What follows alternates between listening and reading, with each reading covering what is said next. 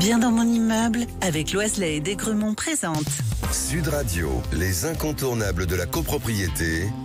Thomas Binet, Philippe David. Bonsoir Thomas Binet. Thomas, vous allez avec votre consultant Philippe Loiselet, par ailleurs patron de Loiselet et Desgremont, nous informer sur tous les sujets liés à la copropriété et plus précisément aujourd'hui sur le règlement de copropriété. Absolument Philippe, nous nous intéressons cette semaine à la charte de l'immeuble, le règlement de copropriété. Philippe Loiselet, tout d'abord, qu'est-ce que le règlement de copropriété ? Il s'agit d'un contrat établi par un notaire qui lie tous les copropriétaires avec le syndicat des copropriétaires. Cette charte comporte notamment les règles de vie de la copropriété, ce que l'on a le droit ou pas de faire dans la copropriété, la répartition des charges, mais aussi la destination des lots et de l'immeuble, bourgeois, c'est-à-dire logement dans la vie de tous les jours, commercial ou de bureau. Ce règlement est différent de l'état descriptif de division qui l'accompagne en général. Alors justement, qu'est-ce que c'est l'état description de division ? Oh là là, EDD pour les intimes, un petit acronyme au passage. Et pourquoi distinguer ces deux documents ? L'état descriptif de division, c'est la description technique définissant tous les lots qui composent la copropriété. Par exemple, lot numéro 2, appartement ou cave ou loggia, etc. Il est établi par un géomètre expert pour les besoins de la publicité foncière. Contrairement au règlement de copropriété, il n'a pas de valeur contractuelle. Mais alors, qui adopte ces règlements de copropriété, Philippe ? En principe, il s'agit des premiers copropriétaires de l'immeuble qui sont tenus d'adopter le règlement ou de souscrire à ce qui a été prévu pour eux par le promoteur.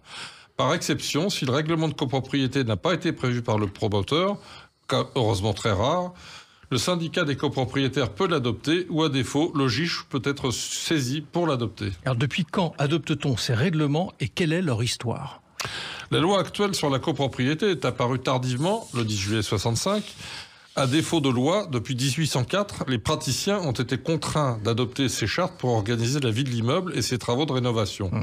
Le contrat étant la liberté des parties, les premiers copropriétaires se réservaient des clauses avantageuses, moins de charges pour leur lot, interdiction d'exercer le même métier qu'eux, et encore d'autres fantaisies. C'est pourquoi la loi de 65 a justement prévu que le règlement de copropriété ne peut pas prévoir de clauses contraires aux règles obligatoires d'ordre public. Dans ce cas, il faut demander au juge ou à l'Assemblée générale, ce qui est moins coûteux, de faire réputer non écrites ces clauses. On vérifie ainsi la maxime de droit, entre le faible et le fort, c'est le contrat qui a servi et la loi qui libère. Alors Philippe, qui est le garant de la bonne application du règlement de copropriété ? C'est le syndic qui est en charge de faire respecter le règlement de copropriété et de rappeler aux copropriétaires les règles applicables. Toutefois, il peut aussi, dans le cadre de son devoir de conseil, proposer à l'Assemblée de les faire évoluer pour tenir compte des évolutions liées à la vie de l'immeuble ou au changement de loi. Le règlement de copropriété, Philippe, et l'état descriptif de division ont-ils un autre rôle à tenir ? Oui, et un rôle très important, celui de décrire la participation de chaque copropriétaire au paiement des charges de copropriété. Il est ainsi indiqué pour chaque lot sa participation aux charges générales communes ainsi que sa participation aux charges spécifiques pour les services dont le lot bénéficie, comme les charges de chauffage collectif, les charges d'ascenseur ou les charges par bâtiment.